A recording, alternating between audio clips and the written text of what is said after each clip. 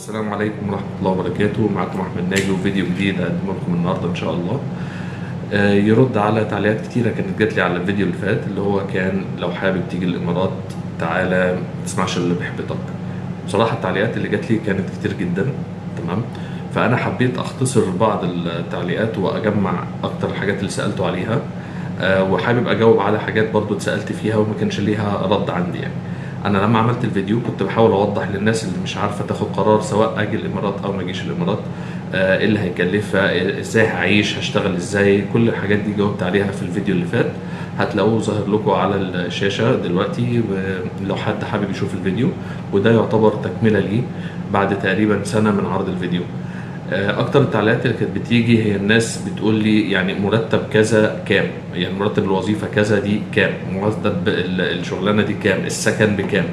يا جماعه الحاجات دي كلها مختلفه من اماره لاماره، ومختلفه حتى من السن نفسه بيفرق. الحاجات اللي انت واخدها او مؤهلات غير الشهاده الجامعيه، يعني ايه حاجات تانية، ايه السكيلز اللي عندك التانية، ايه المهارات اللي عندك تانية، هي دي بتفرق كتير. فانا ما اعرفش كل الوظائف بتاخد كام، وما اعرفش كل حاجه، يعني التخصص ده بياخد كام، والسكن في الحته دي بكام.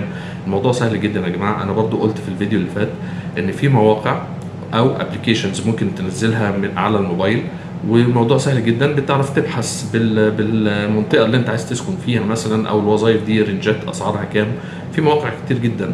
فانا مش عايز اكرر نفس الكلام اللي قلته في الفيديو اللي فات. زي ما قلت لكم انا هسيب رابط الفيديو على الشاشه، ممكن اللي حابب يبقى يعني يبص عليه. فيها اوريدي الابلكيشن زي مورجان، زي دوبيزل، زي السوق المفتوح. الحاجات دي يا جماعه هي مشهوره جدا، وهي عليها الاجابات بتاعت الاسئله دي. فسي مثلا انا لو عايز اسكن، طب انا تقريبا هسكن بكام؟ حضرتك عشان تسكن بيفرق كتير جدا. هتسكن لوحدك، هتسكن مع 2 في الغرفه، هتسكن مع 4 في الغرفه، هتاخد استوديو لوحدك. كل دي حاجات مختلفه جدا. فكل حاجه ليها سعر، يعني هو مفيش حاجه اسمها بكام تقريبا، بقى اسمها المتوسط. المتوسط كام؟ المتوسط ده يختلف من لو هتسكن في دبي، في ابو ظبي، في الشارقه، في عجمان، كل اماره وليها اسعار. فالموضوع لوجيك جدا، او يعني موضوع طبيعي جدا ان انا ما يبقاش عندي رد ثابت لكل الناس. دي حاجه. الحاجه الثانيه بالنسبه للوظائف، الوظائف زي ما قلت قبل كده، الوظائف في وظائف، ولكن انا هتقدم عشان بس الموضوع يبقى يا جماعه واضح. انا مش بحبطك ولا بطمنك، يعني انا بديك الحاجات الفير، اللي هو انا مش مستفيد حاجه لما انت حضرتك هتيجي ومش هتلاقي شغل، او مش هتديني حاجه لو جيت وربنا كرمك على طول واشتغلت. يعني انا طبيعي جدا الفيديو للتوضيح. لو انا عايز اشتغل، طب انا المؤهل بتاعي مثلا بكالوريوس كذا، او انا ليسانس كذا، او انا مؤهل متوسط، او انا فوق متوسط. كل ده ليه فرص عمل، ولكن فرص العمل دي عشان تبقى عارفها، اولا في برضو يعني بعض الاسئله اللي جات لي، هو ينفع اعمل المقابله من مصر واجي على طول؟ يا جماعه في حاجات بقت مختلفه جدا. انا جيت زمان 2007 كان الوضع مختلف تماما عن دلوقتي. 2007 كان الفرص اكتر، عدد الوافدين اللي هنا اقل بكتير من دلوقتي، تمام؟ فعشان اوضح لكم الصوره تاني، ويبقى الفيديو ده تكمله للفيديو اللي فات، عشان تبقى الصوره كامله للي عايز يعني ياخد القرار. النهارده احنا في 2007 مثلا كان عندنا، ولنفرض عدد وافدين مثلا 5 مليون وافد، كويس؟ دلوقتي ممكن تلاقي عدد الوافدين اكتر من مثلا 10 مليون وافد. طيب هل الامارات كبرت وبقى فيها فرص العمل اللي هي تستوعب الزياده دي؟ طبعا لا، تمام؟ فاذا فرص العمل محدوده، ولكن في، يعني هي مش مفيش، هي في. ولكن انا عشان اتاخد في فرصه عمل يبقى لازم يكون عندي حاجه مميزه، او انا لازم اكون داخل الدوله دي 100%. مفيش حد يا جماعه هيعمل مقابله اونلاين لحد في دوله تانية ويستناه على ما يعمل له الاقامه وعلى يجيبه ويقعدوا هنا في البلد. الكلام ده والاجراءات دي بتاخد وقت. طب انا ليه اعمل كده كصاحب عمل واستنى حد يجي لي من مصر، يعني اعمل له مقابله اونلاين؟ فانا ما شفتوش يعني فيزيكالي، لكن انا شفته، او يعني شفت فيس يعني وش لوشه، انا شفته على شاشه. فما اعرفش الراجل دوت يعني لسه ما قابلتوش مقابله شخصيه، ولكن بنعملها اونلاين. مين اللي هيعمل المقابله دي؟ يعني انا كبزنس مان مش هعمل ده مع واحد في مصر واستنى لما اوافق عليه او اقارنه بناس تانية وبعدين يرسي عليه الاختيار، فابعت له اقول له تعالى لي واعمل له الاقامه بتاعته واعمل له التاشيره بتاعت الدخول للدوله. كل ده اعمله ليه وانا عندي اختيار اخر؟ ان انا ممكن اعمل اعلان بسيط جدا، النهارده بالليل بكره الصبح هيبقى عندي 1000 واحد متقدم. يعني خلينا واقعيين، لان كان في اسئله مش عارف يعني الناس بتسالها ازاي. يعني في ناس بتوعد ولكن ما بتوفيش، تمام. يعني في حد يقول لك ممكن تعمل مقابله اونلاين وممكن تعمل كذا، الكلام ده ما بيحصلش، انا بكلمك من واقع حياه موجوده. كويس. فانا النهارده لما اجي اعمل مقابله بعملها مع شخص داخل الدوله. يعني لازم حضرتك اذا عايز تشتغل او تدور على شغل في الامارات يبقى لازم حضرتك تبقى متواجد داخل الدوله. تعمل ايه بقى عشان تيجي؟ زي ما قلنا كده في الفيديو اللي فات، تعمل فيزيت زياره وتيجي هنا. ما تعملش فيزيت زياره نهائيا لمده شهر ولا ليها لازمه. كويس. اقل حاجه تعملها كان في 3 شهور اتلغت، بقى هو دلوقتي شهر او شهرين. فحضرتك هتعمل شهرين. ويا جماعه مده السماح اتلغت، اللي هي كانت بتبقى 10 ايام بعد ما بتخلص الزياره بتاعتك مسموح لك ان انت 10 ايام تغادر. لغوها. تمام. فانت هتيجي هتقعد 60 يوم. ال 60 يوم دول بيحسبوا من ساعه دخولك للبلد. كويس. فاذا الزياره بتاعتك لو 30 يوم لو عملتها شهر فانت شهر من ساعه دخولك للبلد. كويس. الاستامب اللي بيتحط ده عد بعديه على طول 29 يوم، في ال 30 لازم تكون خارج او في ال 60 لازم تكون خارج.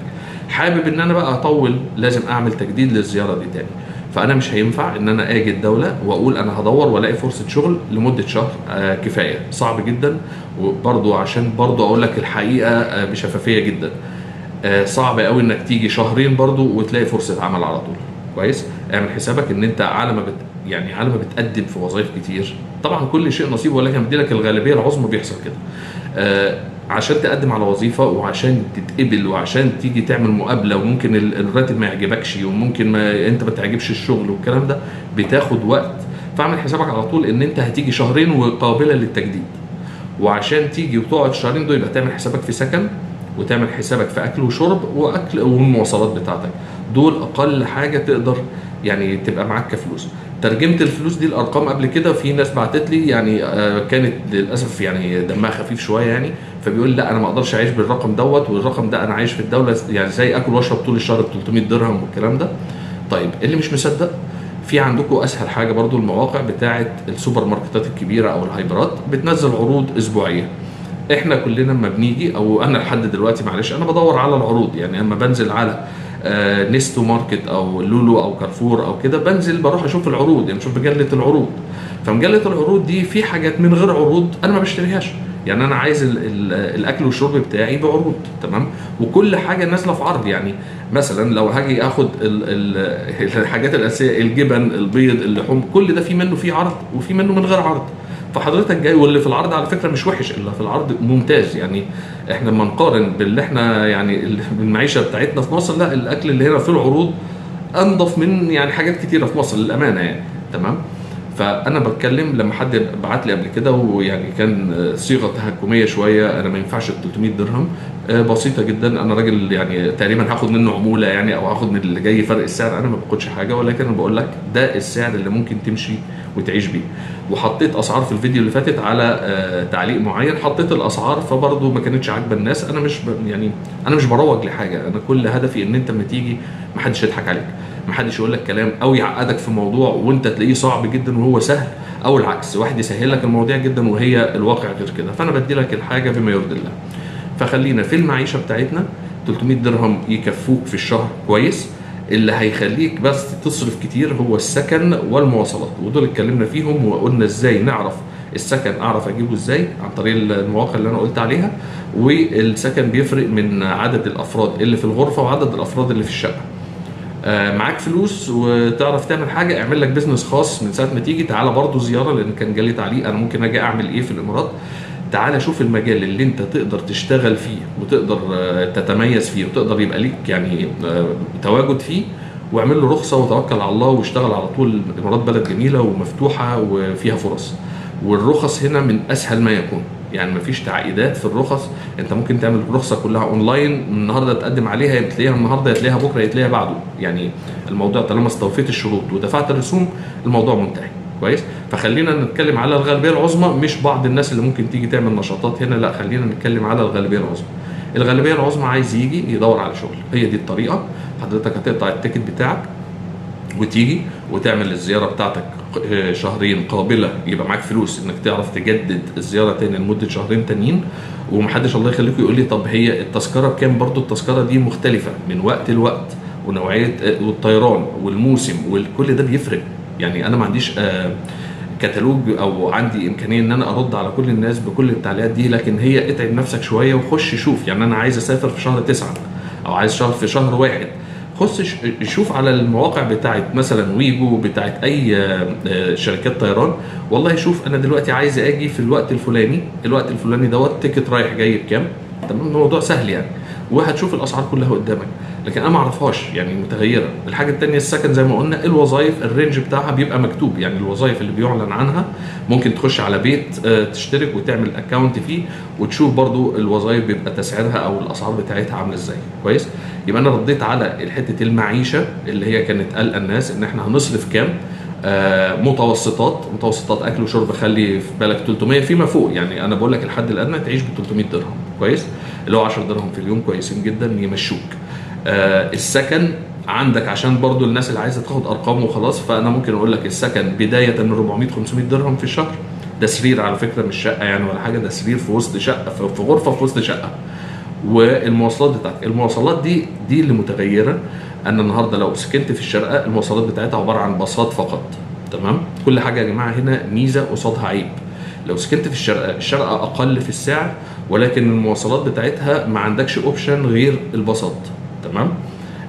دبي السكن بتاعها اغلى، ولكن كل حاجه متاحه فيها في المواصلات. عندك المترو، وعندك الترام، وعندك الباص، وعندك العبره، وعندك كل حاجه تعرف يعني في حاجات كتيره قوي تقدر تتحرك بيها في دبي.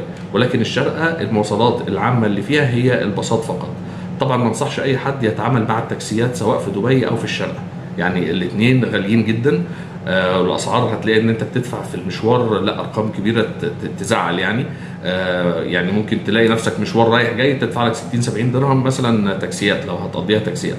لو خرجت من الشارقه الى دبي او العكس من دبي الى الشارقه، عشان تبقى عارف الفير او التعريفه بتاعه التاكسي بيضاف عليها حاجه اسمها بوابات سالك، وفي حاجه تانية اللي هي رسوم العبور ما بين الشارقه الى دبي. دي لوحدها 20 درهم. يعني لو انت راكب تاكسي وقلت له انت ساكن في الشارقه وقلت له وديني مثلا ديره في دبي، فاوريدي هيفتح العداد بتاعه. فتحه العداد ليها فلوس، يعني مثلا مش عارف 4 درهم تقريبا او 3 درهم ونص. وبعد كده العداد الكيلومتر، اول ما بتطلع من حدود الشارقه الى دبي بتلاقي العداد زود 20 درهم اوتوماتيك. تمام، ده كده على الفير العاديه، يعني على التسعيره العاديه بتاعت العداد. وكل بوابه بيعدي عليها بتاعت سالك بيبقى فيه 4 درهم تاني بيضافوا. فانت عندك حوالي 24 اذا عديت على بوابه واحده، اذا عديت على بوابتين سالك ف 28، وهكذا كل بوابه باربعه زائد ال 20 زائد فتح العداد وقفله زائد الكيلومتر. فهتلاقي نفسك دافع مبلغ محترم عشان تطلع من الشارقه الى دبي. فالحل البديل طبعا والامثل ان انا باخد باص او الاتوبيس بتاع دبي اللي بيطلع من الشارقه. كويس، ودول موجودين ومتوفرين يعني. او العكس نفس النظام، يعني انا داخل من دبي الى الشارقه او من الشارقه الى دبي، الاثنين تعامل معاهم بنفس النظام. كويس، فانت عندك كده موضوع المواصلات يقدر يتحل. وبرضه نصيحه، لو هتيجي تسكن في الشارقه او في دبي، في الباص بتاع دبي او كل مواصلات دبي بتمشي بكارت اسمه كارت نول. تمام، ده بيمشيك في كل المواصلات العامه، حتى التاكسيات ممكن تدفع بيه، بتشحنه زي كارت الشحن بالظبط. بتشحن الرصيد من اي محطه مترو او من الكشاك ب 50 ب 100، وبتفضل تستهلك منه لحد ما يخلص بتروح تشحنه تاني. الشارقه عشان ما فيهاش غير الباصات بس، في كارت اسمه ساير تقريبا ولونه ازرق. ده بتاع الاتوبيسات بتاع الشارقه. لا بتاع دبي ينفع يشتغل في الشارقه، ولا الكارت بتاع الشارقه ينفع يشتغل في دبي. فكل واحده ليها كارت منفصل. كويس كده، يبقى عندك الاشتراكات بتاعه الباصات او الكروت دي هتوفر عليك في المواصلات. الاكل والشرب عرفنا الرينج بتاعه. السكن زي ما قلت لكم كده، انا والله حابب اسكن في عجمان، افتح الابلكيشن بتاع مرجان بتاع السوق المفتوح، اشوف والله عجمان المنطقه اللي انا عايزها. هسكن في رشيديه، في النعيميه، في الجرف، في اي حته. بفتح المنطقه، او انا مش عارف هسكن فين، فبشوف تقريبا متوسط السكن في عجمان بيبقى عامل كام. سكن مشاركه بتدوره، ما بتدورش على سكن غرفه وصاله او الكلام ده، لا انت بتدور على سكن اسمه سكن مشاركه. كويس كده. ايه تاني بالنسبه للعمل؟ ان شاء الله اذا ربنا كرمكم وعرفتوا تيجوا خلاص والدنيا تمام، حذاري من شركات التوظيف اللي بتقول لك اخد منك فلوس وهجيب لك فرصه شغل. دي حذاري منها. يعني النهارده شركه توظيف بتلاقي اعلانات، واعلانات دي كتير على فكره ومنتشره. تعالى احنا عايزين مثلا افراد امن، احنا عايزين ويترات، احنا عايزين كذا، احنا عايزين كذا، ايا كانت الوظيفه. لو انت بتقدم السي في بتاعك واتصلوا بيك وقالوا لك تعالى اسال سؤال مهم جدا: حضراتكم الشركه المعلنه عن الوظيفه اللي عندكم الوظيفه ولا انتوا شركه توظيف؟ فاغلب الناس هيقول لك شركه توظيف. كويس. فلو قال لك شركه توظيف قول له الرسوم بتاعتكم كام؟ انا بس بقى بتاكد معاه المعلومه قبل ما تروح. الرسوم بتاعتكم كام؟ اذا قال لك والله هم 100 درهم، هم 50 درهم، هو 150 درهم، ايا كانت الرسوم، قول له شكرا واقفل، وفر على نفسك المشوار، وفر على نفسك النصبايه دي. لان شركات التوظيف الصح او الشغل الصح هنا، ما فيش شركه توظيف المفروض تاخد اجر من الموظف قبل ما يتوظف. شركه التوظيف اذا كانت هي هتبقى وسيط بين صاحب العمل والباحث عن العمل، فهي فلوسها كلها بتاخدها من صاحب العمل، مش من حقها تاخد من الموظف. كويس. ده انا بكلمك في الحاجات الصح. اذا شركه التوظيف عملت كده، فحضرتك تعرف ان هم عندهم ممكن يعني يكون عندهم وظيفه واحده او وظيفتين، وبياخدوا الفلوس دي من، اولا طبعا هو لو وظف واحد بس كصاحب العمل عايز واحد، فلو وظف واحد بياخد اوريدي الرسوم بتاعته من صاحب العمل. لكن بياخد من 50 او من 100 واحد متقدم للعمل، كل واحد 100 درهم، ده اقل حاجه يعني 100 درهم. فلو جه له 100 واحد ادي هو عمل 10000 درهم، ومش هياخد منهم غير واحد بس. تمام. فخلي بالك من شركات التوظيف. اتعامل مع الشركات اللي هي هتوظف الناس اوريدي مباشره، يعني الشركه اللي عايزه موظفين فعليا، مش الشركات الوسيطه. وان كان في بعض الشركات الوسيطه ما بتاخدش فلوس، بس دول للاسف قليلين، يعني الشركات المحترمه قليله شويه. لكن اغلب الناس اللي بيعملوا اعلانات ممكن تبقى شركه فيك اصلا، ولا عندها وظائف، ولا عندها حد طالب عمل، ولا اي حاجه، ولكن يعني نازل اعلان يلم له 10 15000 وخلاص، وبعدين اسبوعين 3 ويبتدي يعمل نفس القصه، وكل ما تتصل بيقول لك لا ما تمش اختيارك. الحاجه المهمه يا جماعه، انا بديكم بعض الحاجات اللي هي يعني بامانه في ناس هنا لبست في الحيط زي ما بيقولوا يعني، واتنصب عليهم يعني.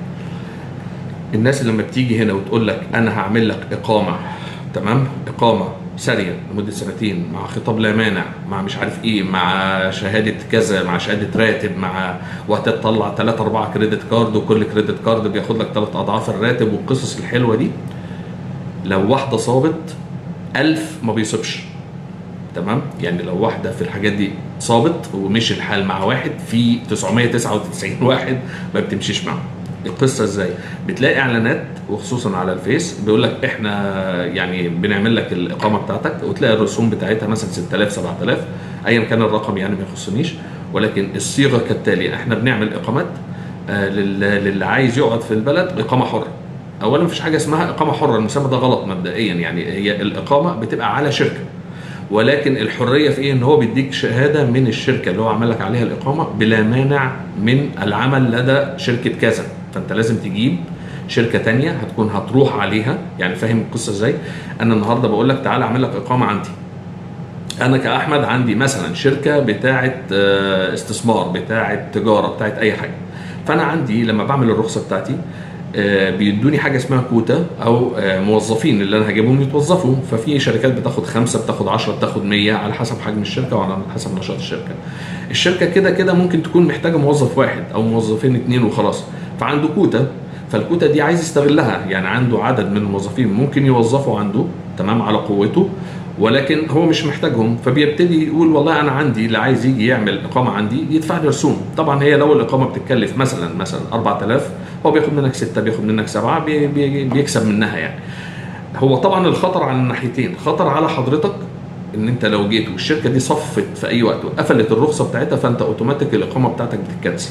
تمام. يعني لو هو عمل القصه دي وانت جيت وعملت الاقامه بتاعتك عنده، وهو لاي ظرف قفل الشركه او قفل النشاط او قفل الرخصه، بالتالي كل الاقامات اللي على الرخصه دي بتتكنسل اوتوماتيك من على السيستم. يعني وانت هتبقى ماشي بالهويه وكل حاجه ومبسوط زي الفل، بس الشركه مقفوله وانت هويتك اساسا ملغيه او اقامتك نفسها ملغيه. فخلي بالك من القصه دي. الناحيه الثانيه، انت اذا انت رحت اشتغلت في مكان فعليا، لازم هو يديك خطاب اسمه خطاب لا مانع من العمل لدى شركه كذا، تمام، مثلا لعدم وجود فرصه مناسبه دلوقتي ليه، او لضيق الوظائف عندنا حاليا، فاحنا مسامحين له ان هو الراجل يروح يشتغل في مكان تاني.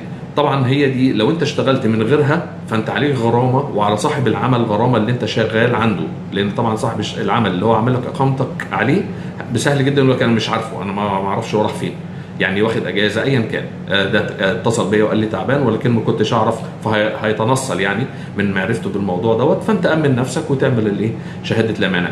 ولكن تعمل الكلام ده مع شركات حضرتك تكون رحت شفتها بعينك، شركه تكون بقالها عدد سنين في السوق، مش لسه فاتحه من شهرين ثلاثه بتلم شويه فلوس من الناس اللي عايز تعمل اقامات، وبعد كده الشركه نفسها هتكمل السنه بتاعتها ومع السلامه، مش هتجدد لا رخصه ولا حاجه، فبالتالي حضرتك باي باي بالسلامه يعني. فخلي بالك من دي. فالحاجه الثانيه، الناس اللي بتقول لك انا هعمل لك كريدت كارد، خلي بالكم انا بقول لكم على الحاجات دي، خشوا على الصفحات بتاعه المغتربين هنا هتشوفوا مهازل يعني.